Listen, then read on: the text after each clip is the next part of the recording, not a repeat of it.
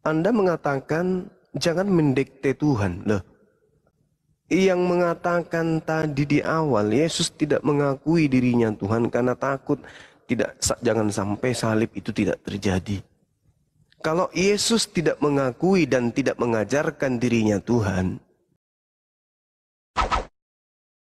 salam satu Tuhan.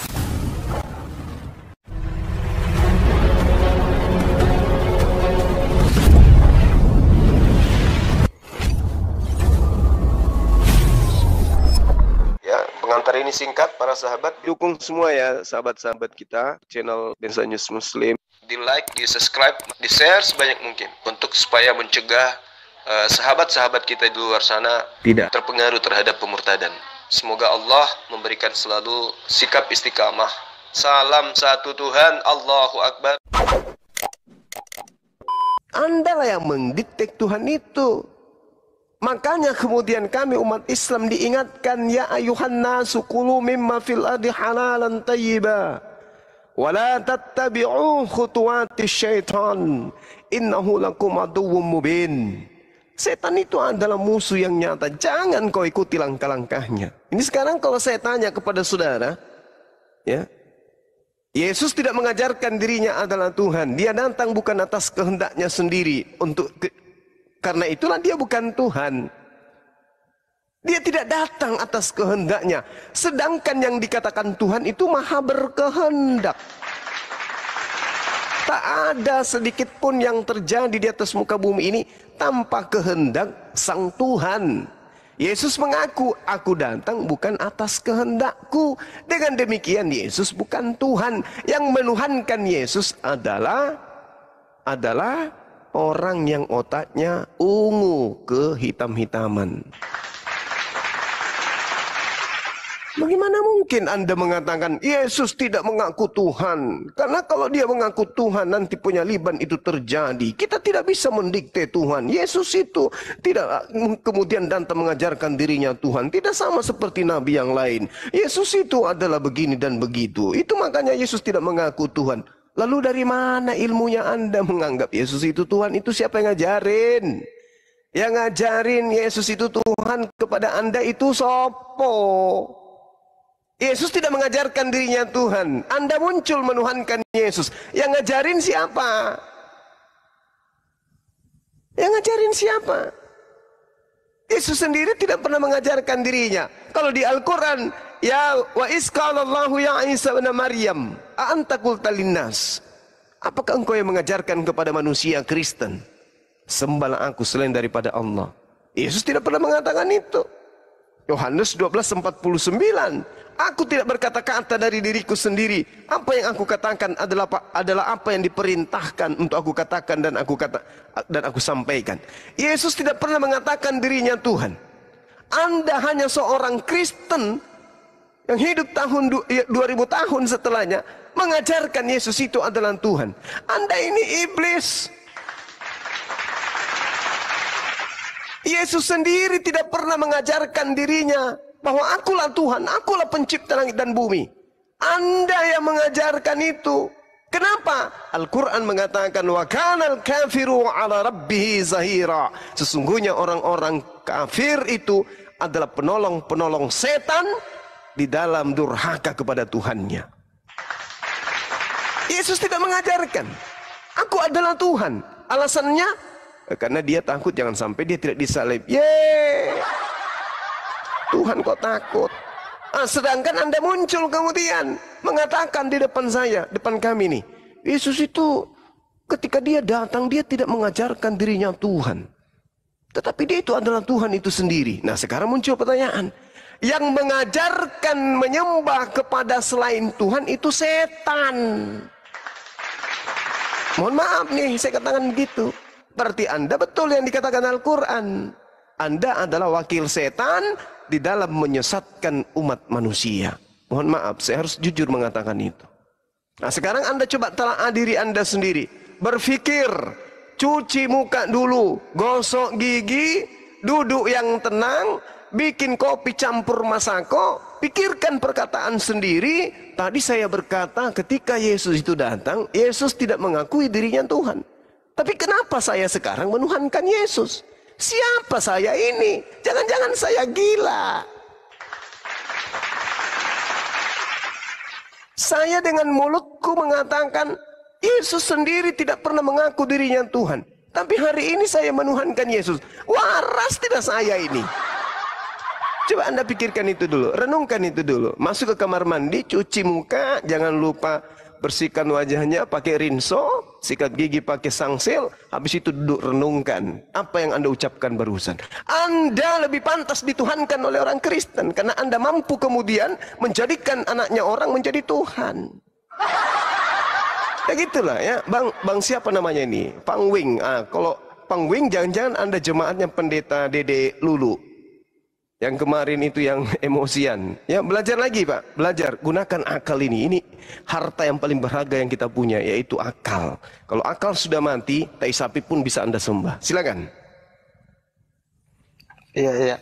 Baik, terima kasih. Itu kan pendapat dari Bang Suma, penilaian dari pengetahuan Bang Suma saja sih. Kalau menurut saya Tuhan itu kan kalau dia itu bukan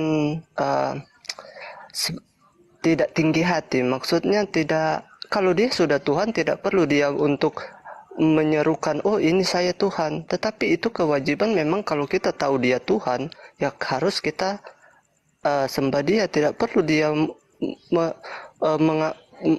berkata untuk mengakui siapa dirinya.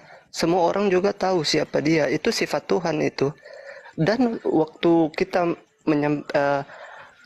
kalau Bang Suma tanya siapa yang mengajarkan, kan Yesus juga datang dan para nabi terdahulu sudah menuliskan itu atas kedatangannya. Misalnya seperti waktu dia juga lahir kan malaikat menampakkan diri bahwa anak itu akan disebut anak Allah yang maha tinggi. Dan ada juga banyak dari ayat-ayat itu, tetapi sebenarnya kalau di sini memang saya tahu bahwa Bang Suma saya lihat ketika berdiskusi memang hebat, jago dalam mengutip bahkan banyak pengetahuan lah tentang Alkitab ini, sangat kritis ya. Jadi kalau menurut saya cuma sedikit dari saya Bang Suma. Ngomong apa Mas? Ini jaringannya nggak bagus Mas, jaringannya nggak bagus. Ya Coba, ini iya gantian aja dulu coba sama ini nih Laskar apa nih? Laskar Surgawi. Iya. Laskar Surgawi nih katanya. Oke Bang, salam. Oke. Salam. Aku menanggapi diskusi sama Bang Petra tadi Bang ya. Yang Yesus mengutus Yesus. Yesus mengutus Yesus itu mengutus dirinya sendiri itu udah terbiasa dalam iman kekristenan Bang. Sebab ada juga tertulis di kitab perjanjian lama itu aku mengutus aku. Kan ada begitu Bang. Jadi terbiasa dengan perkataan seperti itu Bang. Oke, baik. Ketika kemudian Anda menarasikan aku mengutus aku, apakah betul Yesus mengutus Yesus menurut saudara?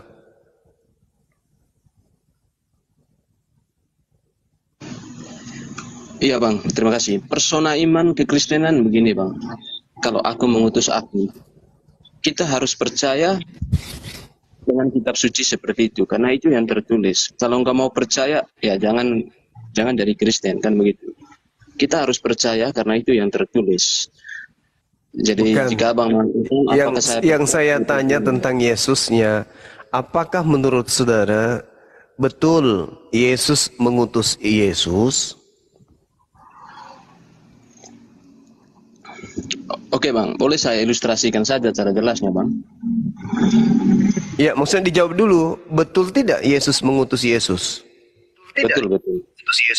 Nah, betul. Kalau Anda mengatakan bahwa Yesus mengutus Yesus, ketika Yesus mengutus Yesus, berarti ada kehendak Yesus untuk mendatangkan dirinya di atas muka bumi. Betul tidak? Betul, betul. Oke. Nah, kenapa di dalam pengakuan Yesus mengatakan, aku datang bukan atas kehendakku sendiri? Oke Bang, sudah. Sudah. Oke Bang, kenapa Yesus mengatakan aku datang bukan atas kehendakku sendiri? Seperti yang kita ketahui, bahwa keberadaan sebenarnya Yesus itu adalah manusia. Tertulis dalam kitab Kejadian nomor 23, pasal 23 nomor 19. Tuhan itu bukan manusia, sehingga ia berdusta, ia bukan anak manusia. Keberadaan Yesus adalah manusia. Kalau Yesus mengatakan dengan keberadaan yang kenyataannya dia manusia, mengatakan ia adalah Tuhan, nggak ada Kristen Bang. Saya orang pertama yang tidak percaya akan adanya Tuhan. Makanya Yesus itu berapa kali dicoba oleh iblis untuk menggugurkan firman dia yang kekal di Kejadian pasal 23 nomor 19. Kalau Yesus mengatakan di keberadaan sebenarnya, ya dia adalah manusia, mengatakan dia adalah Tuhan, maka nggak ada Kristen di muka bumi ini, Bang. Oke, silakan Bang. Iya, Anda mengatakan Yesus datang atas kehendak Yesus. Tetapi Anda tidak bertanggung jawab dengan pengakuan Anda itu sendiri. Karena ketika Yesus mengaku, aku tidak datang atas kehendakku, maka apa yang Anda katakan kemudian? Kejadian 23. Apa hubungannya?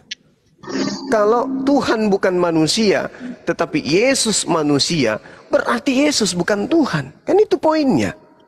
Kalau Yesus itu datang atas kehendaknya sendiri, barulah boleh Anda mengatakan Yesus mengutus Yesus. Tetapi karena Yesus mengaku, aku datang bukan atas kehendakku, berarti yang mengutus bukan Yesus. Itu permasalahannya hanya ringan sekali di sini. Andai saja Anda ingin jujur kemudian, Anda sudah mengaku Yesus manusia, sementara yang maha berkehendak manusia atau bukan? Bukan. Dia bukan manusia. Nah, sedangkan Yesus manusia. Lantas Anda mengatakan, saking maunya Anda itu mengajarkan Yesus itu Tuhan, Anda mengatakan Yesus mengutus Yesus. Artinya manusia mengutus manusia. Gimana ceritanya? Apakah Tuhan di atas itu manusia emang? Lantas Anda kemudian mengambil data kitabnya Yahudi, Kejadian 23 katanya. Berarti kalau Anda sudah mengakui Yesus datang atas kehendaknya sendiri, Yesus mengutus Yesus, tapi Yesus mengatakan, aku datang bukan atas kehendakku, karena yang berkehendak itu adalah dia yang mengutus aku, seenaknya dia mengutus aku, maka inilah yang diterangkan Al-Quran, Anda adalah pendusta. Anda pendusta. Oke, Bang. Iya, silakan. Sudah, Bang. Oke, terima kasih. Baik. Anda mengatakan Yesus bukan Tuhan. Ya, saya harus benarkan itu. Yesus bukan Tuhan. Sebab kalau Yesus di keberadaan, bentar ya. Sebab kalau Yesus dalam keberadaan manusia, dia mengaku Tuhan, maka pelanggaran berat bagi orang Kristen. Karena Tuhan itu bukan manusia. Di Kejadian pasal 23 nomor 19. Sehingga ia berdusta. Konotasi kata berdusta artinya tidak dalam keberadaan sebenarnya. Makanya itu sehingga ia berdusta, artinya sehingga ia tidak dalam keadaan sebenarnya. Jadi manusia, makanya dia enggak mengaku Tuhan. Kan begitu Bang. Makanya kalau Yesus dalam keberadaan manusianya mengaku Tuhan, seperti yang saya katakan, tidak ada Kristen. Karena Tuhan itu bukan manusia, sehingga ia tidak berada dalam keadaan sebenarnya, yaitu manusia. Kalau dia berada pada keadaan sebenarnya, dia akan mengaku Tuhan. Kan begitu Bang. Makanya Yesus itu dicoba oleh iblis agar dia mengaku dalam keberadaan manusianya, mengaku Tuhan. Orang-orang Yahudi pun mencoba dia Bang.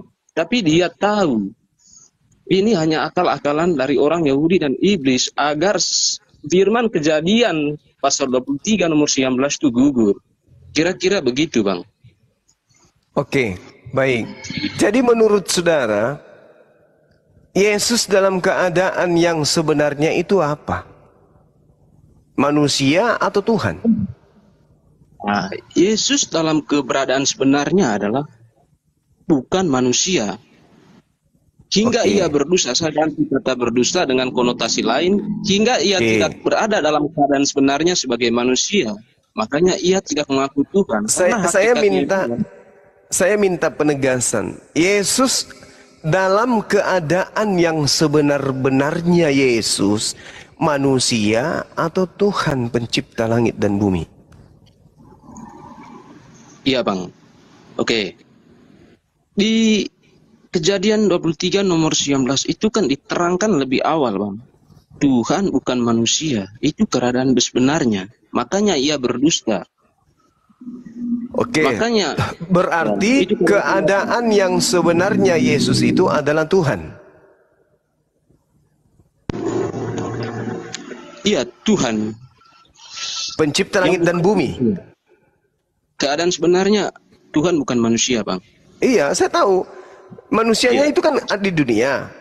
Nah, sekarang keadaan yang sebenarnya Yesus itu adalah Tuhan. Ya, dia bagian dari hakikat Allah Bapa, makanya dia Tuhan. Pencipta langit dan bumi? Ya, dengan firman semua yang ada diadakan oleh firman. Jangan ambigu Bang, ini kita berbicara mengenai Yesus. Yesus ini di dunia manusia, tapi sebenarnya dalam keadaan yang sesungguhnya Yesus itu adalah Tuhan, betul? Ya, dalam keadaan sesungguhnya. Dia adalah Tuhan pencipta langit dan bumi, betul? Siap, ya benar. Oke, baik. Saya kunci perkataan saudara. Yesus dalam keadaan yang sebenarnya adalah Tuhan pencipta langit dan bumi. Di dalam 1 Yohanes 3 nomor 2, apakah Anda bisa bacakan saya? Yohanes berapa Bang? 1 Yohanes 3 nomor 2. Oh, dibacakan aja Bang, nggak apa-apa kalau dihafalin. Saudara-saudaraku yang kekasih, sekarang kita adalah anak-anak Tuhan. Tetapi belum nyata apa keadaan kita kelak. Akan tetapi kita tahu bahwa apabila Yesus menyatakan dirinya, kita akan menjadi sama seperti Yesus. Sebab kita akan melihat Yesus dalam keadaannya yang sebenarnya. Tadi saudara mengatakan bahwa Yesus dalam keadaan yang sebenarnya adalah Tuhan pencipta langit dan bumi. Lalu 1 Yohanes 3 nomor 2, kita akan melihat Yesus. Kita akan melihat Yesus dalam keadaan yang sebenarnya. Sebab kita akan sama seperti Yesus. Berarti kita juga adalah Tuhan pencipta langit dan bumi. Oh mama. Oh dende. Manrasai. Kita akan melihat Yesus dalam keadaan Yesus yang sebenarnya. Sebab kita akan sama seperti Yesus. Kalau melihat dari pengakuan saudara, Yesus dalam keadaan yang sebenarnya adalah Tuhan pencipta langit dan bumi. Maka manusia yang sama seperti Yesus juga adalah Tuhan pencipta langit dan bumi. Oh mama. Hancur dunia, otak meleleh. Inilah yang dikatakan Al-Quran. Orang kafir itu pendusta. Orang kafir itu adalah pembohong. Innahum lakazibun. Sesungguhnya mereka orang kafir ini adalah benar-benar pendusta. Dan pendusta itu adalah saudaranya setan. Inna syaitana lakum adu fattakhizuhu aduwa innama yad'u hizbahu liyakunu min ashabis sa'ir. Sungguh setan itu musuh bagimu, maka perlakukanlah ia sebagai musuh, karena sesungguhnya setan itu hanya mengajak golongannya agar mereka menjadi penghuni neraka yang menyala-nyala. Anda setan, Bang. Karena Anda mengatakan dalam keadaan yang sebenar-benarnya Yesus itu adalah Tuhan pencipta langit dan bumi. Ternyata kita akan melihat Yesus yang sebenarnya. Sebab kita akan sama seperti Yesus. Bagaimana mungkin kemudian manusia yang sama seperti kita Anda ajarkan sebagai Tuhan pencipta langit dan bumi? Anda menyesat. Anda ini wakil setan. Wa kanal kafiru ala rabbihi zahira. Orang-orang kafir itu adalah penolong setan dalam durhaka kepada Tuhan pencipta langit dan bumi. Anda sedang menolong setan supaya setan mendapatkan pengikut, yaitu menyembah manusia yang Anda ajarkan bahwa Yesus adalah Tuhan pencipta langit dan bumi. Padahal Yesus dalam keadaan yang sebenarnya adalah sama seperti manusia kita. Inilah pentingnya apologet Islam Indonesia dibentuk. Supaya bukan hanya umat Islam yang paham kesesatannya orang Kristen, tetapi orang Kristen sendiri bisa dipahamkan bahwa jalan menyembah Yesus itu adalah jalan yang dipilih oleh setan. Cobalah belajar untuk jujur. Belajari Bible itu, dalami Bible Anda sendiri, supaya Anda bisa menapaki kehidupan yang benar. Bagaimana mungkin Anda mengatakan keadaan Yesus yang sebenarnya adalah Tuhan pencipta langit dan bumi? 1 Yohanes 3 nomor 2, kita akan sama seperti Yesus, sebab kita akan melihat Yesus dalam keadaan yang sebenarnya. Kita sama seperti Yesus. Lah kalau kita sama seperti Yesus dalam keadaan yang sebenarnya, kalau Anda mengatakan Yesus dalam keadaannya sebenarnya adalah Tuhan pencipta langit dan bumi, berarti Anda juga adalah Tuhan pencipta langit dan bumi.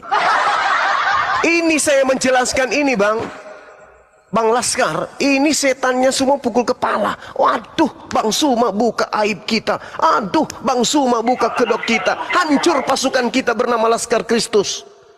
Pasukan kita bernama Laskar Kristus ketahuan, kepergok dia telah menipu. Ini sama seperti semalam, pendeta Dedek Lulu. Dia bantah saya. Dia bantah juga Yohanes 8:42. Dia plesetkan. Di situ tidak ada kata mono dalam bahasa Yunani. Dia katakan, aku datang bukan hanya atas kehendakku, tetapi juga atas kehendak Bapakku. Penipu dan penyesat. Belum beberapa jam kemudian, seorang wanita Kristen datang menangis untuk minta disyahadatkan. Nah inilah teman-teman Kristen fakta yang sebenarnya. Fakta yang sebenarnya ini kayak gini. Orang-orang Kristen itu tidak menyadari dirinya begitu jauh telah disesatkan oleh setan. Masakan menyembah manusia yang dalam keadaan sebenarnya sama seperti kita. Yesus itu manusia. Dalam keadaan yang sesungguhnya dia manusia. Ibrani 13 nomor 8. Yesus sama saja kemarin, hari ini dan selama-lamanya. Dia tidak akan pernah berubah. Dan Yesus itu adalah manusia. Kita akan melihat Yesus dalam keadaan yang sebenarnya. Saudara-saudaraku yang kekasih, sekarang kita ini adalah anak-anak Tuhan. Tetapi belum nyata seperti apa nasib kita nanti. Akan tetapi kita tahu bahwa apabila Yesus menyatakan dirinya, kita akan menjadi sama seperti Yesus. Kita akan menjadi sama seperti Yesus. Homoios, sama. Sama dengan siapa? Sama dengan Yesus.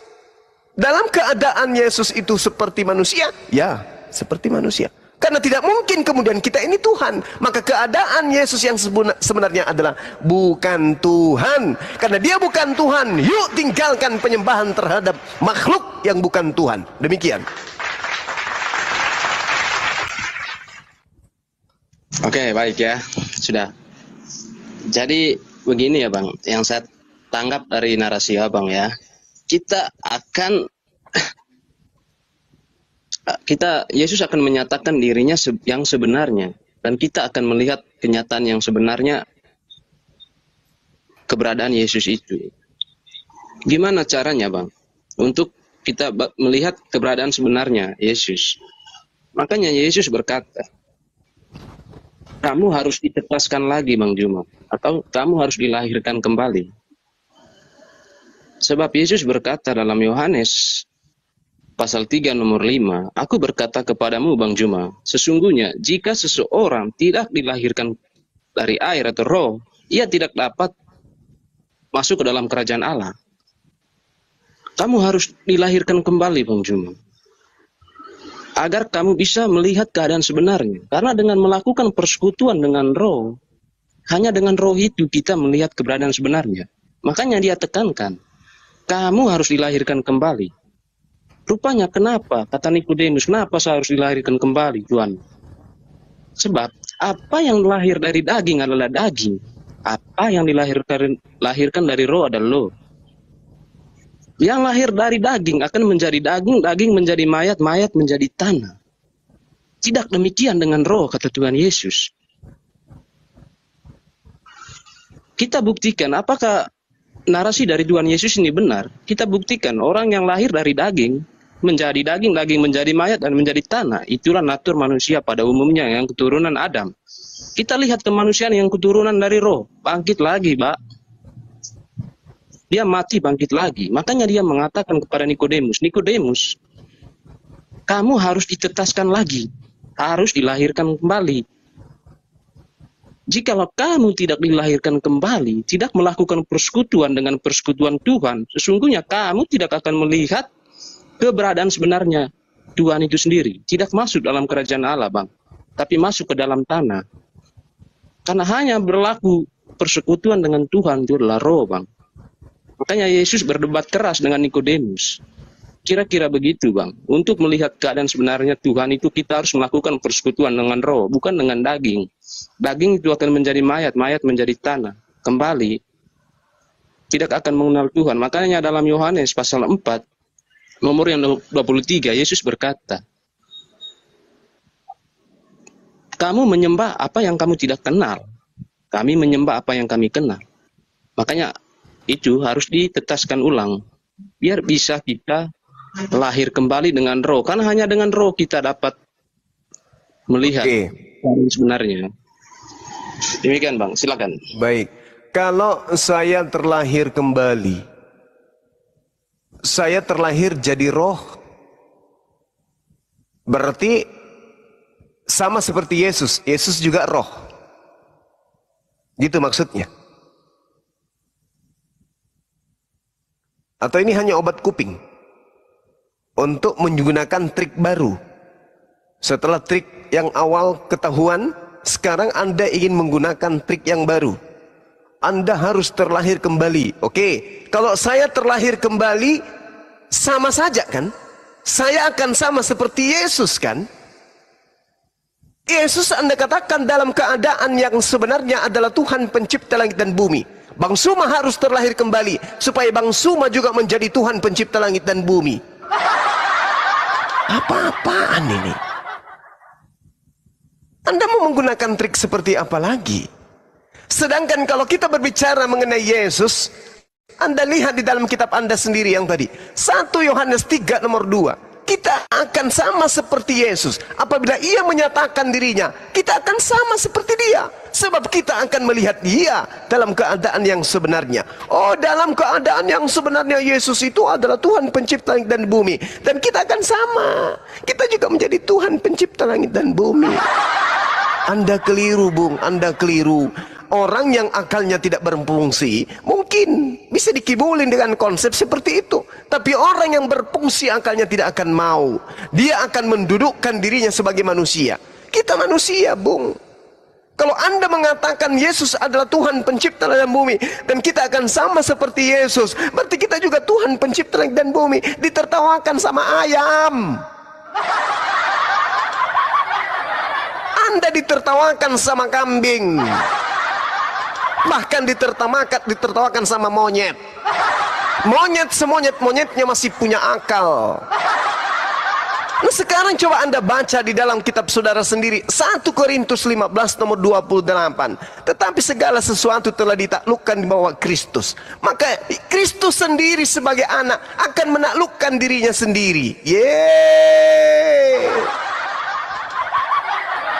Yang telah menaklukkan segala sesuatu di bawahnya, supaya Allah menjadi semua di dalam semua. Itu baru betul. Jadi Yesus itu bukan Tuhan, Yesus itu bukan pencipta, dia manusia biasa. Dia manusia biasa. Dia akan menaklukkan dirinya. Yesus akan menaklukkan dirinya. Dan hanya ada tinggal satu saja, yaitu Allah yang maha suci lagi maha tinggi. 1 Korintus 15:28. Jadi jangan Anda kemudian menjual data-data seperti ini. Ini data-data titipan makhluk halus yang Anda bawa. Maka saya bantah Anda dengan dalil kitab Anda sendiri. Ini dalil Anda.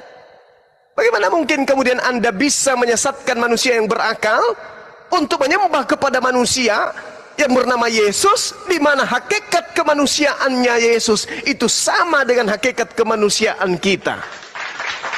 Tidak ada hakikat ketuhanan pada diri Yesus. Kenapa? Karena kita akan sama seperti Yesus. Bahkan 1 Korintus 15:28, Yesus akan takluk dan yang tinggal hanya Allah yang maha suci lagi maha tinggi. Trik yang kedua sudah gugur. Silakan trik yang ketiga. Oke Bang ya. Terima kasih ya. Jadi gini Bang ya. Abang itu tidak akan pernah melihat Tuhan Yesus dalam keadaan sebenarnya jikalau abang tidak ditetaskan ulang. Itu kata Yesus. Ini ajaran Yesus bukan datang dari dunia ya, melainkan datang dari Allah Bapa. Ajarannya ajaran dari kerajaannya lah. Punya intinya begitu. Jadi Abang Juma terlalu jauh ngomongnya. Jika kita menjadi seperti Tuhan, maksud dari dalam ayat itu adalah kita akan melihat keberadaan sebenarnya Tuhan Yesus kalau kita sudah melakukan persekutuan dengan Roh. Karena Allah itu adalah Roh. Makanya kamu harus ditetaskan ulang, Bang Juma. Oke? Karena hal-hal duniawi saja, Bang Juma itu belum bisa dipahami. Apalagi berbicara tentang kerajaan-kerajaan surga. Oke, saya buktikan jika Bang Juma tidak sepenuhnya mengenal hal-hal yang duniawi ya. Yang dimana naturnya duniawi sudah termasuk naturnya Bang Juma. Tuhan Yesus berkata, demikian firman Tuhan, Yohanes pasal 3. Yohanes pasal 3 nomor 8. Angin bertiup. Ini hal duniawi Bang Juma. Angin bertiup kemana yang mau. Kamu mendengarkan bunyinya, tentu. Kita mendengarkan bunyinya. Tapi kamu tidak tahu dari mana angin itu datang dan kemana angin itu pergi. Kalau kamu mau tahu, kamu harus jadi angin juga, Bang Juma. Demikian juga roh-roh tiap orang. Itu melakukan persekutuan, Bang Juma. Mengawini rohani sama Tuhan Yesus. Makanya Yesus berkata, hal-hal duniawi saja kamu sepenuhnya enggak tahu. Apalagi saya berbicara tentang kerajaan Allah Bapa. Apalagi kamu tidak mau dilahirkan kembali. Ya kekallah kamu menjadi tanah selamanya. Karena kamu tidak melakukan persekutuan dengan Tuhan. Kira-kira begitu maksud dalam ayat itu, Bang Juma. Oke, terima kasih. Coba narasi lagi, Bang Juma. Oke. Trik yang ketiga yang Anda coba katakan adalah Bang Suma tidak akan melihat Yesus dalam keadaan yang sebenarnya. Sebab Bang Suma tidak dilahirkan kembali. Kenapa? Karena Bang Suma bukan roh. Bang Suma daging. Ini apa-apaan ini, Bang? Hanya saya Kristen yang roh. Daging kembali menjadi tanah. Yang bangkit adalah roh. La haula wala quwata illa billah. Jadi menurut saudara, nanti di hari kebangkitan, Bang Suma nggak bangkit. Karena nggak terlahir kembali gitu. Hanya Anda aja yang bangkit. Bang Suma tidak bangkit. Firman gitu. Tuhan begitu, Pak. Oh ya? Karena begini, roh yang ada dalam diri Bang Juma adalah roh keturunan daging dari Adam. Yang dimana roh itulah roh iblis. Karena kalau roh Anda? Kalau orang dilahirkan kembali melakukan persekutuan dengan cara dibaptis, makanya besok Bang Juma dibaptis ini. Kalau Anda kita melihat Tuhan dalam keadaan sebenarnya. Oke, baik. Jadi kalau orang tidak terlahir kembali, itu tidak bangkit lagi gitu. Rohnya bangkit, Bang, tapi bersekutu dengan iblis karena keturunan Adam. Berubah lagi, berubah lagi. Sekarang begini, kalau Anda sudah mengakui bahwa semua orang dibangkitkan, menurut saudara bahwa Allah itu adalah roh, maka yang bangkit adalah roh. Itu yang Anda paparkan tadi. Makanya saya tanya, apakah Bang Suma tidak akan dibangkitkan? Anda mengatakan, dia dibangkitkan, tapi dia bersama dengan setan. Yang dibangkitkan bersama dengan setan itu Anda. Karena Anda adalah saudara setan, Anda wakilnya setan. Anda mengajarkan menyembah kepada manusia, yang mana manusia itu sama seperti Anda. Anda akan melihat Yesus dalam keadaan yang sebenarnya, karena Yesus akan datang dalam keadaan sebenarnya sama seperti Anda. Lalu, okelah saya bukan seperti Yesus, tidak masalah. Tidak masalah saya tidak sama seperti Yesus. Tapi Anda yang sama seperti Yesus, apakah Anda Tuhan pencipta langit dan bumi? Coba Anda jawab itu. Anda akan sama seperti Yesus. Anda mengatakan dalam keadaan yang sebenarnya Yesus itu adalah Tuhan pencipta langit dan bumi, dan Anda akan sama seperti itu. Berarti apakah Anda juga Tuhan pencipta langit dan bumi? Coba Anda jawab, silakan. Oke Bang Juma, sudah ya. Iya, trik ketiga Anda itu tidak berhasil. Silakan. Enggak masalah, saya hanya penyampai firman saja. Penyampai kebenaran. Terima enggak Kebenaran, terima dari kebenaran siapa yang Anda sampaikan dengan menyembah manusia? Oke Bang Juma ya. Saya katakan saya dengan Bang Juma. Saya dengan Bang Juma tentu berbeda. Sekarang ya, walaupun kita sudah dalam satu bumi ini Bang Juma, tapi dunia kita sudah berbeda. Kalau Bang Juma nggak percaya, betul itu, betul. Kalau Bang Juma nggak percaya, iya. Buka Yohanes pasal 17 nomor yang ke-14. Ya. Artinya kami bukan dari dunia ini lagi Bang Juma. Dunia tapi kita sudah berbeda. Tapi dari mana Anda ini? Sebentar ya, biar saya uraikan dulu. Iya. Memang kita sama hidup dalam satu bumi, tapi dunia kita sudah berbeda Bang Juma. Kami bukan lagi di duniamu. Itu tertulis dalam Yohanes pasal 17 nomor yang ke-14. Iya. Seperti anak itu lotak abangnya. Aku telah memberikan firman-Mu kepada mereka dan dunia membenci mereka, sama seperti Bang Juma membenci keras akan saya. Di sini mereka tunggu. Trik setan yang Anda pakai, saya ingin tanya. Sebentar, Kata mereka, tunggu. Kata mereka di sini, apakah Anda termasuk? Biarkan saya selesai. Allahu Akbar. Kitab suci saya ini yang termaterai dengan Roh Kudus. Oke. Silakan. Aku telah berfirman kepadamu, dunia membenci mereka. Sebab apa dunia membenci saya, Bang Juma? Sama seperti saudara. Loh, kok jadi Anda? Mereka ini apakah Anda? Biarkan saya selesai, Bang Juma. Karena mereka dikatakan, karena mereka ini pengikut Yesus ini bukan dari dunia ini. Sama seperti aku, kata Tuhan Yesus, bukan dari dunia ini. Yesus sudah pernah menerangkan. Pengikutnya bukan pentuhannya kan? Sebentar Bang Juma, biarkan saya selesai. Nanti Bang Juma boleh menanggapi saya. Waktunya berapa saja. Saya juga maha pendengar juga, mahal. Oke Bang Juma. Artinya Bang Juma, apapun Bang Juma melihat kami seperti apa, kami yang sudah berbaptis melakukan persekutuan dan perjamuan dengan bangsa Tuhan, bukan lagi dunia yang sama. Dunianya Bang Juma sudah berbeda Bang Juma. Makanya realitanya juga sangat jomplang di kehidupan nyata, di mana orang Kristen itu jauh sekali peradabannya, teknologinya, semuanya, ilmu pengetahuan. Roh Kudus sekali turun bisa menciptakan sesuatu. Makanya jomplang sekali itu di dunia yang masih fana. Itu perbedaan yang mutlak, bahwa firman ini benar-benar terlihat jomplang lah antara dunia kita Bang Juma. Kira-kira Bang Juma mengerti sampai sini. Firman Tuhan memang termaterai dengan Roh Kudus Bang Juma. Bang Juma besok harus dibaptis nih. Oke Bang ya. Silakan Bang Juma sekarang. Iya, jadi kalau Anda mau gila, Anda sendiriin, kok usah ngajak-ngajak. Oh, mau jadikan besok katanya, besok mau digilain. Jangan dong.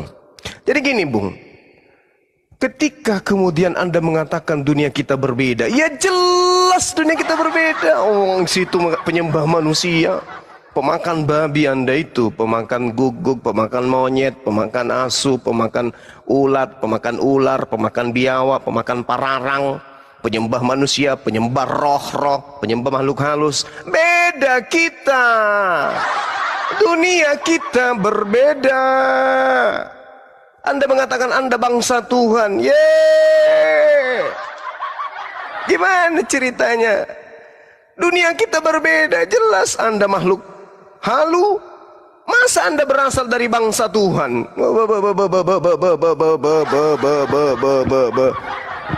Kristen jauh, Kristen teknologinya maju, jomplang dunia kita semua. Waduh, orang Kristen teknologinya maju, itu karena apa?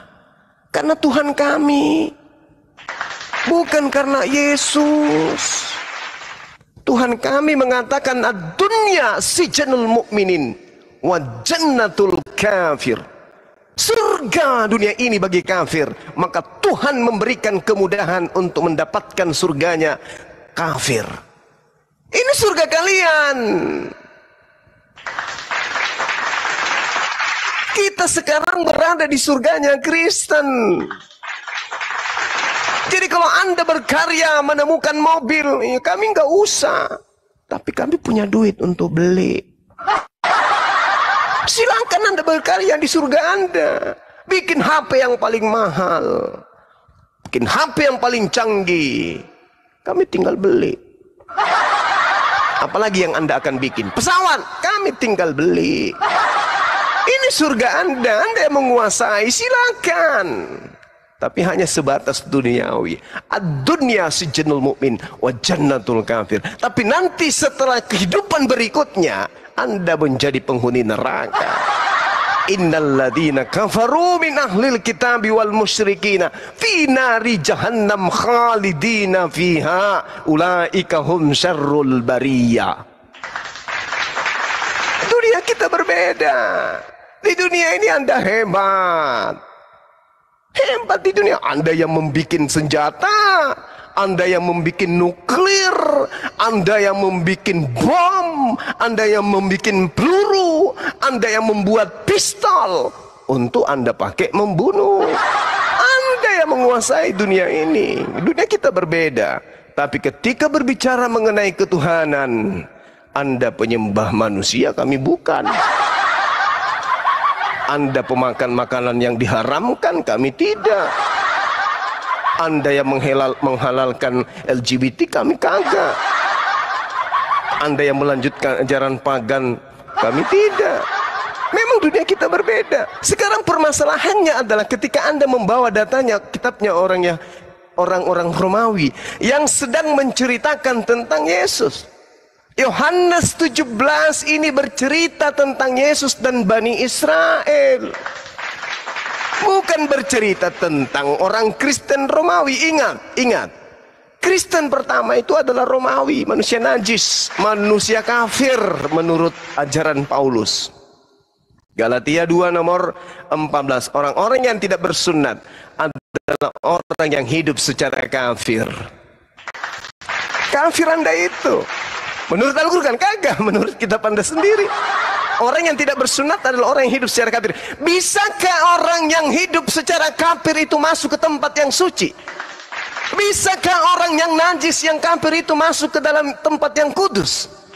Bisakah kemudian orang pemakan babi yang diharamkan oleh Tuhan itu masuk ke dalam tempat yang suci? Bisakah orang yang nonotnya tidak dipotong masuk ke dalam surga? Mustahil. Kenapa mustahil? Di dalam kitabnya orang Yahudi Yesaya 52 nomor 1, haram hukumnya orang Kristen yang tidak bersunat masuk ke dalam kota kudus Yerusalem. Yehezkiel 44 nomor 9, haram hukumnya orang Kristen tidak bersunat masuk ke dalam bait suci.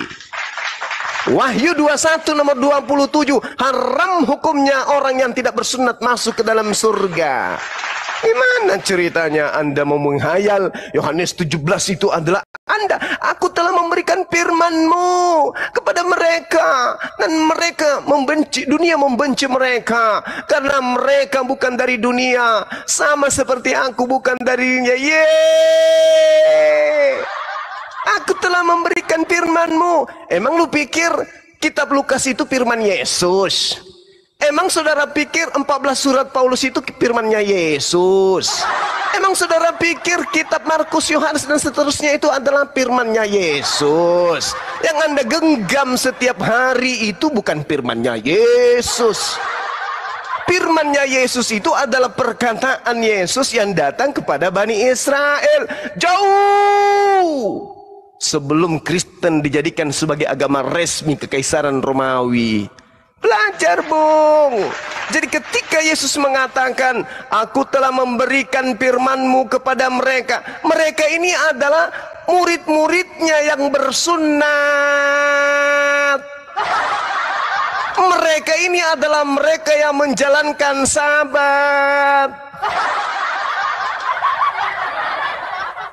Oke, saya turun dulu. Saya kena peringatan.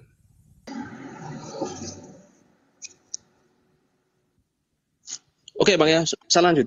Ada lagi pada domba-dombaku lain yang bukan dari kandang ini, yang bukan dari kandang Israel. Dan domba-domba itu harus kutuntun menjadi satu kawanan dengan satu gembala, Bung. Gembalanya Tuhan Yesus. Yesus berkata, akulah gembala yang baik. Baik pula dia gembalanya. Yang memberikan nyawanya kepada domba-dombanya. Itu adalah keselamatan bagi Tuhan Yesus. Jika ada mengaku gembala-gembala lain tidak seperti Yesus, tapi gembala-gembala itu tidak rela memberikan nyawanya kepada domba-dombanya, itu gembala-gembala yang palsu. Itu ya Bung ya, bukan hanya untuk bangsa Israel. Dia sudah mengaku, ada padaku domba-domba lain, bukan dari kandang ini, Bung. Semoga saudara paham, dan harus ditetaskan ulang. Harus lahir dari roh, biar bisa melihat Tuhan dalam keadaan sebenarnya. Karena Allah itu roh, ya Bang ya. Kalau di luar roh itu janganlah percaya hal-hal demikian. Oke Bang ya, terima kasih waktunya. Silakan lagi. Oke. Ini adalah trik konyol lagi yang Anda mainkan. Trik Anda yang ke 1, 2, 3, 4 itu hancur berantakan. Sekarang saya ingin tanya sebelum saya terlalu jauh. Apakah saudara bukan keturunan Adam? Saya keturunan Adam, tapi sudah dilahirkan kembali dengan melakukan persekutuan dengan roh. Dibaptis. Anda bersekutu dengan roh. Roh apa?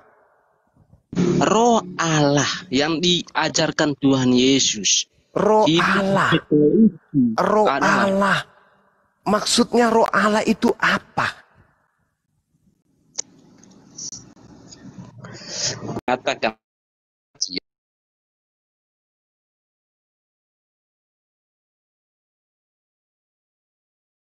Saya tanya, Anda ini lahir kembali dengan roh Allah itu maksudnya apa? Maksudnya untuk hidup yang kekal, agar tidak menjadi daging, daging menjadi mayat, mayat menjadi tanah. Apakah sekarang Anda bukan daging? Makanya saya bilang kita memang di dunia yang sama, Bung, tapi saya sudah ditetaskan ulang oleh Tuhan Yesus dalam nama Bapa, Putra dan Roh Kudus. Sementara Anda belum. Maksudnya apa itu ditetaskan? Anda menetas. Ditetaskan dalam arti dilahirkan kembali, Bang. Dilahirkan kembali. Siapa ibunya?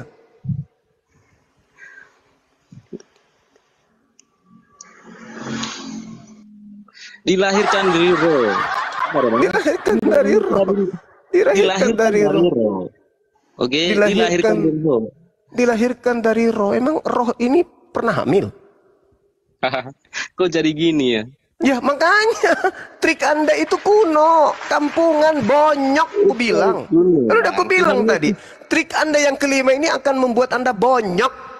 Roh mana yang pernah melahirkan kemudian? Hei, di mana Anda pernah melihat ada roh hamil?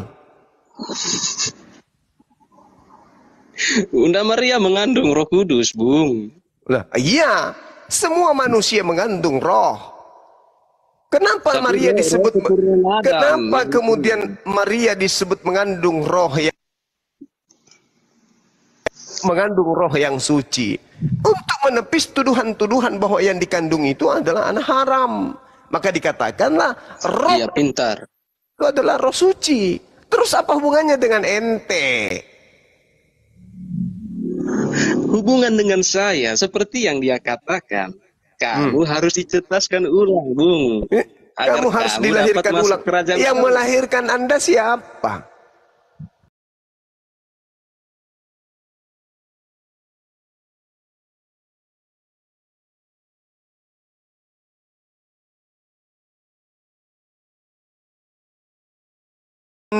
Direndam di air itu Anda katakan Anda lahir kembali gitu. Yes. Oh, Yes. kirain apa? Kupikir ada roh yang mengandung terus Anda keluar kembali lahir. Ternyata cuma direndam gitu. Boleh saya bantu sedikit, Bang Suma? Waduh. Tunggu, sama. Tunggu. Anda kemudian mengatakan di dalam Yohanes 10 nomor 16. Saya ingin tanya lagi nih. Ini hancur lagi nanti Anda ini. Kandang yang dimaksud Yesus itu apa?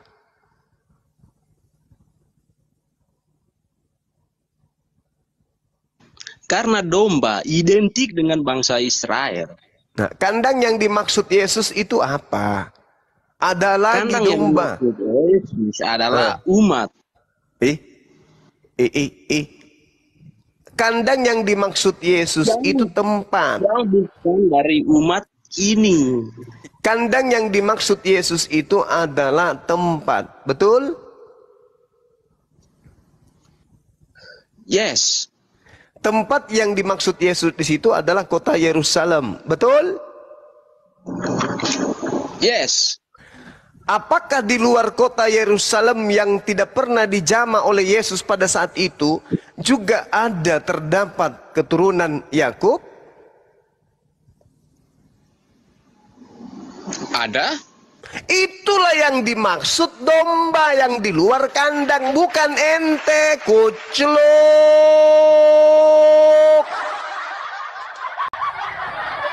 Bung, kamu harus mengerti teks secara sempurna.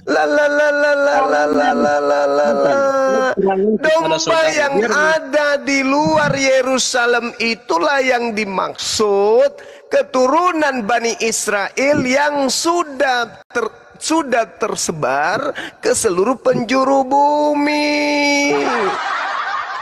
La haula wala quwata illa billah. Yeremia 50:17 yang dimaksud kambing domba itu adalah keturunan Yakub. Yehezkiel 5 nomor 12, nomor 13 sampai 14. Di situ jelas sekali dikatakan, sepertiga dari Bani Israel akan kuhamburkan ke seluruh penjuru mata angin. Jadi Bani Israel keturunannya, karena dia dikutuk oleh Tuhan, Tuhan membuat mereka tersebar kemana-mana, berpencar kemana-mana, meninggalkan tanah tempat perjanjian dengan Tuhan. Inilah yang kemudian dimaksud domba-dombanya Yesus. Makanya di dalam Matius 10 nomor 5 nomor 6 Yesus berpesan kepada ke-12 muridnya, jangan engkau ke bangsa lain, tetapi pergilah kemana bangsa Bani Israel itu beredar. Baca Yohanes 10 nomor 5 nomor 7 nomor 5 nomor 6. Jadi jangan Anda pandai-pandaian, ada lagi domba di luar kandang ini. Siapa? Saya. Memalukan. Jadi trik Anda ini yang keenam hancur berantakan, hancur sehancur-hancurnya. Ingat Yeremia 23 nomor 2, nomor 3, nomor 8 yang dimaksud dengan domba adalah Bani Israel yang tersebar di luar kota Yerusalem itu adalah Bani Israel yang disebut domba. Ingat, yang disebut domba adalah keturunan Yakub, di luar daripada keturunan Yakub disebut Gog alias serigala. Belajar lagi. Ada lagi trik ke-6? Sudah ya. Oke, saya terangin. Saya sudah katakan kepada saudara, pahami teks secara sempurna. Jika Anda menginginkan kesimpulan seperti itu, teksnya harus berbunyi begini, Bung. Ada padaku domba-domba lain yang dari kandang ini. Barangkali yang dari kandang ini, kandangnya bocor mungkin. Bocor ke Amerika, kandang Yerusalem loh, bocor ke Papua sampai ke Batak sana. NTT tembus ke sana. Yang padaku, kata Yesus, ada domba padaku. Yang dari kandang ini mungkin tersesat. Tapi ini narasinya enggak begitu, Bung. Bukan dari kandang ini. Artinya bukan dari Israel. Itu pemahaman teks secara sempurna, Bung. Harus kamu baca lagi. Makanya mengertilah firman Tuhan. Makanya saya katakan kamu harus dibaptis dulu, Bang. Biar kamu ada pencerahan dengan Roh Kudus. Sebab kalau kamu tidak dibaptis, maka penalaranmu juga gagal, karena kitab suci itu sangat termaterai dengan Roh Kudus. Harus dibaptis itu, nggak boleh sembarangan. Kira-kira begitu. Baca lagi Yohanes pasal 10 nomor 16. Ada lagi padaku domba-domba lain yang bukan dari kandang ini, bukan ya, bukan dari kandang ini, bukan narasinya begini. Ada padaku domba-domba lain yang dari kandang ini, mungkin tersesat yang dari kandang ini, mungkin seperti yang terjadi, ada yang ke Amerika sana terpencar berai, tapi yang bukan dari kandang ini, Bu. Oke. Ini trik Anda yang keenam. Basi seperti cendol yang sudah berusia 1 bulan. Dikerumuni lalat, lalatnya sudah seperti kambing besarnya. Basi. Anda nggak pernah belajar. Anda hanya menggunakan asumsi liar, sok pintar tapi tong kosong. Anda lihat dalam kitab Yeremia. Yeremia terlalu jauh. Coba ambil Yehezkiel. Ketika Tuhan berfirman kepada Yehezkiel, Yesus belum ada, emaknya juga belum ada, apalagi Yesusnya. Yehezkiel 5, sepertiga daripadamu akan mati kena sampar dan mati kelaparan di tengah-tengahmu. Sepertiga akan tewas dimakan pedang di sekitarmu. Dan sepertiga lagi akan kuhamburkan ke semua mata angin. Siapa yang dihamburkan ke semua mata angin? Bani Yakub. Yesus datang, kucukluk, bikin kandang. Kubuatlah kandang dombaku, pancangkan tiang dan penyangganya, kutarik talinya, kuikat talinya, kurangkai tiang dan balok menjadi kandang. Yerusalem di Galilea muter-muter, gak kemana-mana. Itu kandang. Sementara Yehezkiel 5 sudah lebih dulu. Bani Israel sudah dibuat terhambur oleh Tuhan lebih dulu. Yesus datang cuma skala koin. Dia hanya berputar-putar di Galilea selama 3 tahun, nggak bisa ngapa-ngapain. Sementara Bani Israel sudah melakukan pergerakan kemana-mana. Orang Israel sudah ada di Indonesia, Yesus masih mutar-mutar di sana. Makanya dalam kitab Yeremia 23 nomor 2 diterangkan, sebab itu beginilah firman Tuhan Elohim Israel terhadap para gembala yang menggembalakan bangsaku, kamu telah membiarkan kambing dombaku berserak dan bercerai-berai, dan kamu tidak menjaganya. Maka ketahuilah, aku akan membalaskan dendamku ke perbuatan-perbuatanmu yang jahat. Demikianlah firman Tuhan. Dan aku sendiri akan mengumpulkan sisa-sisa kambing dombaku dari segala negeri kemana aku mencerai berakan mereka dahulu kala, dan aku akan membawa mereka kembali kepada mereka, dan mereka membiak dan bertambah banyak. Ente sopo Pak Bokir? Anda bukan siapa-siapa. Anda bukan domba. Anda hanya serigala. Serigala yang berbulu domba. Itu baru betul. Ada lagi dombaku di luar kandang ini. Siapa? Saya Pak Mantep. Ente siapa? Dari keturunan mana kamu? Keturunan Yakub? Bukan Pak. Benyamin? Bukan juga Pak. Lalu Yusuf? Bukan juga Pak. Lewi? Bukan. Yehuda? Bukan juga. Lalu dari mana? Dari jonggol. Gimana Anda mau nipu kita? Kita berdata, Bung. Yang disebut domba kambing itu Bani Israel. Yang Yesus katakan, masih ada lagi dombaku di luar kandang ini. Adalah domba-domba yang lebih dulu Tuhan sebarkan. Seperti apa yang Allah tanyakan, sampaikan di dalam Yesaya 5 itu. Hanya orang bodoh bahlul yang bisa kamu tipu. Di sini nggak bisa. Jadi kau katakan trik yang keenam ini, saya katakan seperti cendol yang sudah 1 bulan basi, lalatnya sudah sebesar kambing. Gak bisa, kamu gak bisa lolos. Kamu bukan domba, saudaraku. Kamu itu kura-kura ninja pakai lipstick. Jadi kelihatan dari kaca pembesar kayak domba. Tapi bukan. Tolonglah ya, kasih data yang rasional kalau berdiskusi itu yang sedikit menguasai materi. Trik yang keenam Anda hancur lebur jadi cendol basi. Mungkin ada yang ketujuh, silakan. Oke, sudah ya. Oke. Anda mengatakan, saudara Kujuma, Yesus belum ada waktu Yeskiel sama Yeremia. Argumenmu terlalu lemah, Bang. Kenapa terlalu lemah?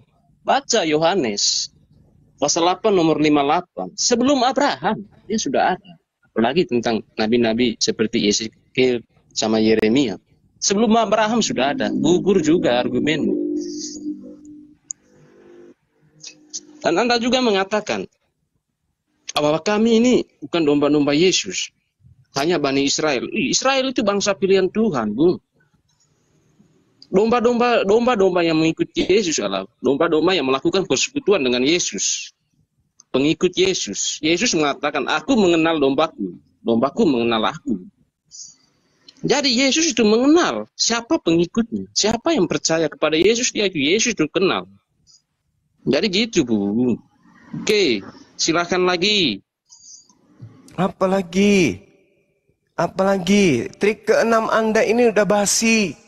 Aku ada sebelum Abraham ada. Dari mana Yesus tahu kalau dia ada sebelum Abraham ada? Dari mana?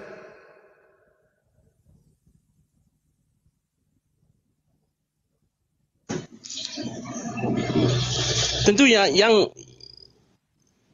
Yesus itu ada sebelum Abraham, Bu. Dari mana Yesus tahu? Dari Abraham.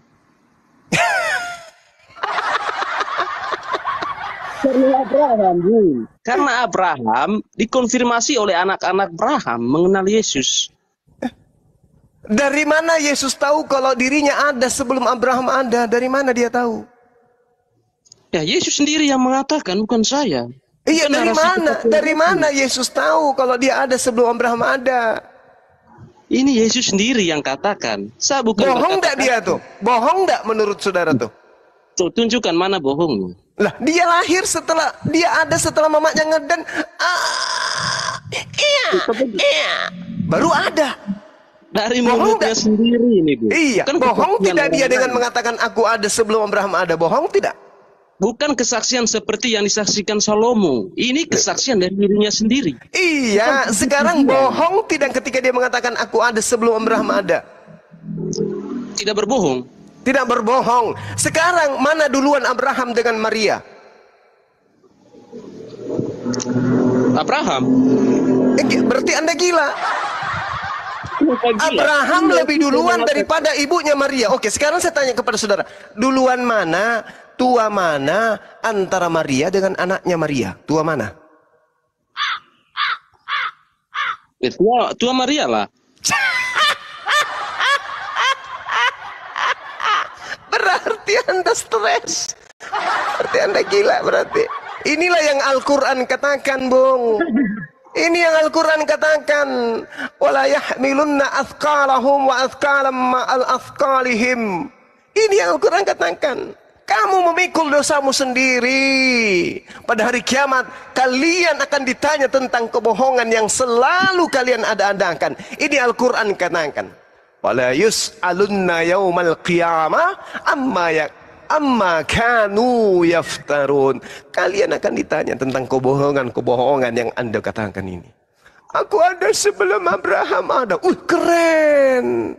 Kalau ibu yang melahirkan kamu duluan mana dengan Abraham? Duluan Abraham.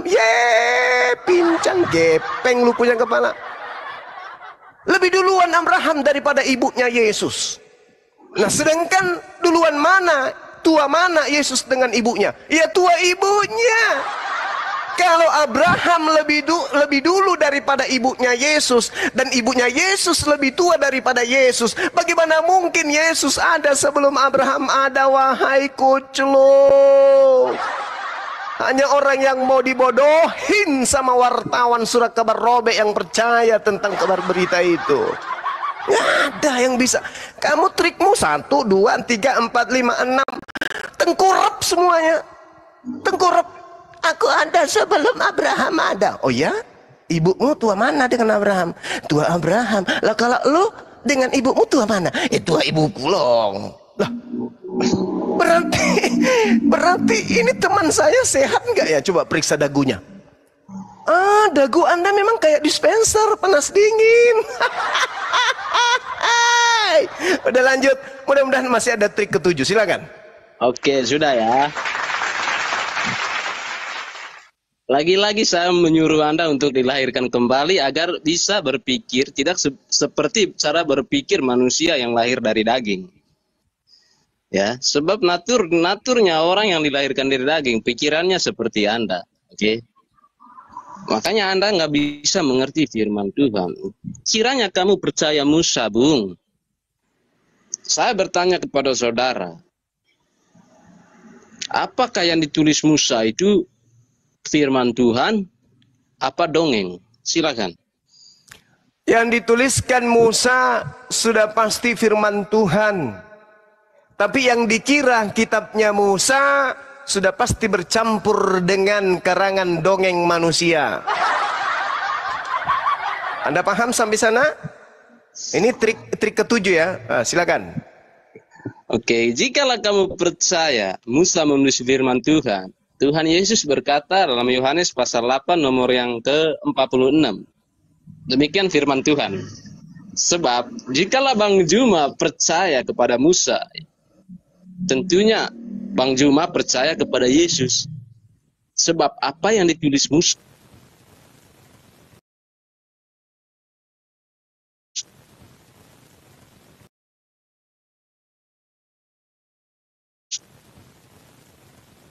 tulisan Musa yang menuliskan tentang Yesus. Silakan.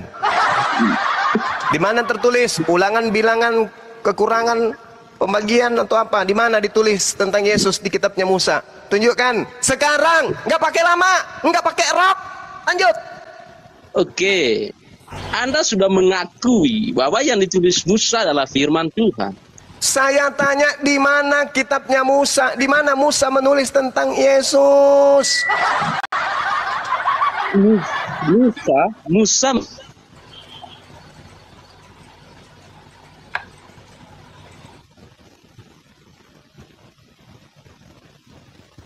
Kok malah jeda? Bung, jangan kemana-mana dulu. Aduh. Kabur. Aku tanya, trik ke-7 di mana Musa menulis tentang Yesus? Aduh, gimana saudara kita ini? Boleh saya bantu Bang Suma? Waduh, ini kalau ini nih bagiannya guru kita ini gue sedikit aja soalnya dari tadi kan ini baterai juga sudah lemah. Ini gue cuma bantu. Kalau gue bantu dari yang tadi yang kurang. Ini yang tadi yang suka minum Spertus, bukan? Ya, terserah. Oh iya, lanjut. Ya. Kalau misalnya yang barusan tadi kesaksian tentang Yesus menulis tentang Yesus sebenarnya itu bukan kalau hukumnya ada, tetapi untuk berbicara Tuhan itu menampakkan kan Tuhan itu sebenarnya kan tidak terlihat, tapi di situ Tuhan bertatap muka dengan Tuhan. Berarti itulah sebenarnya bisa berbicara tentang ada wujud Tuhan lah di situ. Sebenarnya lebih bermaksud ke berbicara tentang Yesus ada di bertemu dengan Musa itu sebenarnya wujud Tuhan, kan di situ bahwa Musa bertemu dengan Tuhan, menatap dan begitu. Nah, oke, saya akan bahas di lahirkan kembali tadi. Kayaknya saya cuma akan menambahkan bahwa sebenarnya saya kurang setuju bahwa dia berkata lahir kembali itu harus dibaptis. Menurut saya baptis itu hanyalah tanda pertobatan, tetapi bukan lahir dari roh. Jadi kalau di dalam Alkitab kita baca bahwa ketika Yesus datang menemui Yohanes Pembaptis, Yohanes Pembaptis berkata bahwa inilah dia yang sebenarnya aku tidak layak. Harusnya Yesus ini yang akan membaptis saya, bukan saya membaptis dia. Bahkan untuk melepas tali kasutnya saya tidak layak. Tetapi Yesus meminta bahwa engkau harus membaptis saya. Sebenarnya Tuhan itu kan tidak suci, kenapa harus dibaptis? Tetapi sebenarnya dia Tuhan yang tidak sombong, dia harus menggenapi semua yang tertulis. Jadi ketika Yohanes membaptis ya terjadi. Bahkan Yohanes berkata bahwa Yesus dialah yang akan membaptis kamu dengan roh dan api. Kalau orang berkata bahwa lahir kembali itu baptis, saya tidak setuju itu. Saya membantah. Orang-orang Kristen dibaptis belum tentu mereka selamat. Menurut saya begitu. Karena yang layak menerima Roh Kudus atau Roh Allah atau lahir kembali adalah kita menerima dari Tuhan. Tuhan itu yang memberi, Yesus itu akan memberikannya kepada anak-anaknya. Dan ya. Pan, menurut kamu yang dibaptis Yohanes itu Tuhan atau manusia? Kalau secara fisik dia manusia. Secara iman? Secara keseluruhan dia kan lahir dari Roh Allah, sepenuhnya Roh Allah. Beda dengan kita. Kita ini. Jadi yang dibaptis Tuhan atau manusia? Ya kalau ditanya begitu susah karena dia satu kesatuan. Kok susah? Satu kesatuan. Oke, baik saudara saya. Bang Suma, terakhir yang ini Bang Suma berkata bahwa Yesus datang hanya untuk Bani Israel. Saya setuju. Tetapi ada dalilnya yang berkata bahwa di Matius 15 ketika perempuan itu datang menghampir kepada Yesus, kan murid-muridnya berkata kepada Yesus begini, usirlah dia. Dan Yesus berkata begini, tidak layak roti yang telah disediakan. Jangan dilompati, jangan dilompati. Ayat 24-nya dibaca. Jangan dilompati. Saya nyanda baca, tetapi ini ayat 24. Bentar Bang, kamu lompat-lompat ya ini. Baca dulu. Ayat 24, aku diutus hanya untuk domba yang hilang dari Israel. Iya betul. Nah, jangan dilompati. Itu penting itu. Ya, saya cuma berkata pemahaman apa yang saya ingat. Jadi begini, tidak layak bagi roti yang telah disediakan bagi anak. Anak ini roti yang disediakan, roti kan itu firman atau keselamatan bagi anak. Anak itu kan Israel. Tetapi Yesus tambah bahwa tidak layak roti yang disediakan memberikan kepada anak dan melemparnya kepada anjing. Anjing ini dilontarkan kepada wanita ini. Wah, keras sekali ini. Berarti Yesus berkata wanita ini anjing. Tetapi wanita ini langsung berkata lagi, iya Tuhan, tetapi anjing-anjing itu memakan remah-remah roti yang jatuh dari meja tuannya. Nah, disitulah Tuhan langsung menghampiri wanita itu berkata, hai ibu, begitu besar imanmu, jadilah jadilah seperti apa yang engkau kehendaki, maka anaknya sembuh. Di situ. Jadi kita itu walaupun saya kira udah cukup Bang, udah panjang Bang, udah cukup, udah mengerti kita poinnya. Silakan lagi Juma. Ya. Jadi yang pertama, Anda mengatakan lahir kembali bukanlah baptis. Wah, ini bertentangan yang tadi. Anda tadi katanya mau menambahkan sedikit. Anda tidak menambahkan, ini mengurangi. Tadi sudah 7, 6. Anda kurangi 1 baptis, gugur ya. Nah sekarang saya mau tahu. Menurut saudara, kalau orang dibaptis dengan air, apakah badannya basah dengan air? Iya, basah. Nah, Yesus di dalam Lukas 3 nomor 16 akan datang membaptis dengan api orang Kristen. Akan dibaptis dengan api. Apakah api akan membakar badan Anda? Bukan itu maksudnya. Dibaptis dengan air basah, masa dibaptis dengan api, bukan itu, gimana sih? Baptis dengan air, diguyur air, direndam air. Baptis dengan api, dimasukkan ke kulkas. Kan yang maksudnya begini, kan waktu sebelum hari Pentakosta kan murid-muridnya dipenuhi oleh lidah-lidah api. Bukan dijelasin, itu maksudnya. ditanya pertanyaannya. Kan dibaptis dengan air. Iya. Berarti dipercik air, dibasahin air, direndam di air, dimasukkan ke drum. Ya kan? Nah, dibaptis dengan api artinya bulu hidung, bulu mata, bulu alis, jenggot, kumis, semuanya, rambut, bulu ketek, semuanya habis. Licin. Termasuk tembakunya habis. Licin Anda itu nanti. Lidah-lidah api Bang Suma, kan murid-muridnya waktu hari Pentakosta dipenuhi oleh lidah-lidah api, itu maksudnya.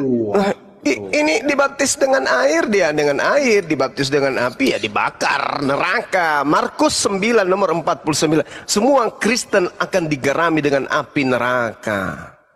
Benarlah itu, kalian dibaptis dengan api. Di mana itu di api neraka? Ya. Itu Markus 9. Gosong Anda nanti. Ingat, Yesus tidak pernah membaptis siapapun. Tapi ketika dia datang membaptis, orang Kristen akan dibaptis dengan api. Allahu Akbar, Masya Allah. Jadi benarlah kata Al-Quran. Sekali lagi saya katakan ya, Al-Quran saya itu membimbing saya. Inna syaitana lakum adu, fattakhizuhu aduwa. Sungguh setan itu musuh bagimu, maka perlakukanlah ia sebagai musuhmu. Karena sesungguhnya setan itu hanya mengajak golongannya agar mereka menjadi penghuni neraka yang menyala-nyala. Innama yad'u hizbahu liyakunu min ashabis sa'ir. Ini Al-Quran saya menerangkan itu. Yang Anda tonton tadi, 6 trik dari teman saudara. Kalau Anda menggunakan akal sehat, Anda kudu meninggalkan ajaran yang dia ajarkan tadi. Termasuk ketika dia menegaskan tentang lahir kembali. Ternyata Anda sendiri yang membantahnya, apalagi saya. Dan sedangkan Al-Quran mengatakan dengan sangat jelas bahwa orang yang suka berbohong itu adalah orang yang suka mengada-adakan sesuatu tentang Tuhan, tapi itu tidak benar. Dan itu juga Al-Ankabut menjelaskan di ayat 13 dengan narasi yang saya sampaikan kepada saudara. Begitu juga di data nomor 12-nya. Anda akan memikul semua dosa-dosa Anda. Kenapa? Innahum lakasibun. Sebab Anda ini benar-benar pendusta.